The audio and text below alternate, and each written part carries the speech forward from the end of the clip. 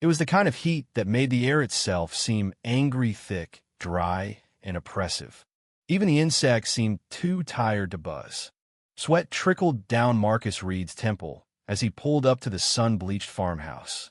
His old pickup groaned beneath the weight of the toolbox and spare parts clattering around in the bed. The call had come in as a broken water tank. Nothing special, just another fix-it job, and lately, Marcus needed every single one. His garage in the nearby town of Larchwood had seen better days. Customers were few and far between, and the rising cost of parts, utilities, and groceries didn't care how many years you'd poured into your shop. On top of that, Marcus had his younger sister, Naomi, still in high school and relying on him for everything from homework help to dental checkups. One more slow month, and he might be locking up the place for good. The house looked forgotten by time. The paint on the porch was peeling in long, brittle curls, and the front yard had long since surrendered its battle with the heat. Grass had turned to dry tufts of straw. The mailbox leaned forward, and the wooden gate creaked like an old man's knees as Marcus pushed it open. He reached for his toolbox in the back of the truck, mentally mapping out what parts he might need, when a voice cut through the silence. "You must be the mechanic." He turned. A woman stood on the porch. Mid to late 30s, maybe early 40s. She wore a wide-brimmed straw hat. Her jeans were streaked with dirt, and her boots looked like they'd walked 1,000 miles. There was a weariness to her, but not weakness. Her eyes were sharp-weathered, but not dulled. "That's me," Marcus replied with a nod. "Where's the tank?" She led him down a narrow path at the side of the house, flanked by dead bushes and flower pots that had long since cracked. Around back stood the tank crooked, half-covered in rust, with a busted pipe hanging off like a snapped limb. "It burst 2 days ago," she explained. "Been using bottled waters since." Marcus crouched down to inspect it, running his fingers over the ruptured seam. "I can fix it," he said, "but it's going to take a bit." "I've got time," she replied. As he worked, she disappeared into the house and returned a while later with a tall glass of cold lemonade. Marcus took it with a grateful nod, wiping his forehead. "Thanks. I'm Marcus, by the way." She offered a faint smile. "I'm Jenna." They didn't talk much after that.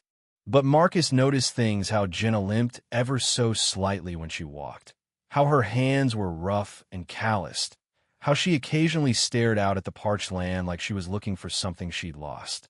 He didn't ask. He just worked. Hours passed. The sun beat down mercilessly, but eventually the pipe hissed, coughed, and then with a gurgling sputter, the water tank came back to life.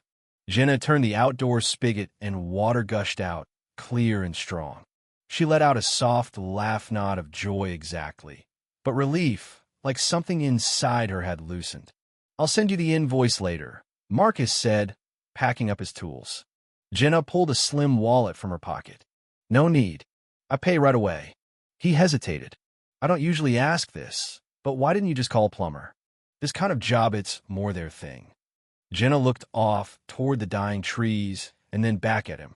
"Because you were cheaper, and because Mrs. Holloway in town said you fixed her heater last winter and didn't charge her when you found out her husband had died." Marcus looked away, his ears reddening. "She needed help." Jenna nodded slowly. "Exactly." He could have asked more, but something in her tone told him not to.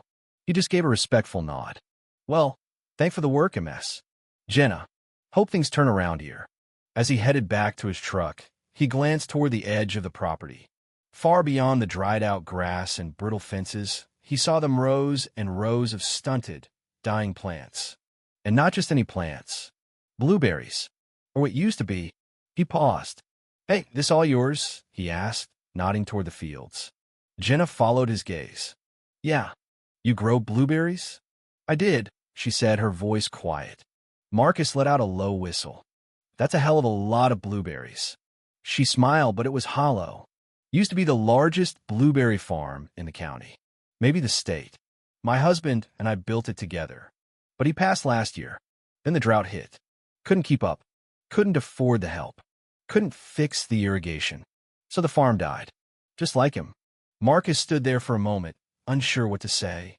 The pain in her voice wasn't loud, but it was deep-layered and buried like roots under dry soil. I'm sorry, he said finally. Jenna shook her head. Don't be. Life happens. You either bend or you break. He nodded, absorbing the quiet resilience in her words. Then, without another word, he got into his truck and drove off, the cloud of dust swallowing his retreat. 2 weeks passed. Work picked up just enough to keep the lights on at the garage. Naomi passed her chemistry test. Life, such as it was, carried on. Then, one clear morning, a sleek black SUV pulled into the gravel lot outside his shop. Marcus straightened from under the hood of a car, wiping his hands on a rag. The door opened, and out stepped Jenna, same dusty boots, but her eyes now carried something different. A glint. Determination.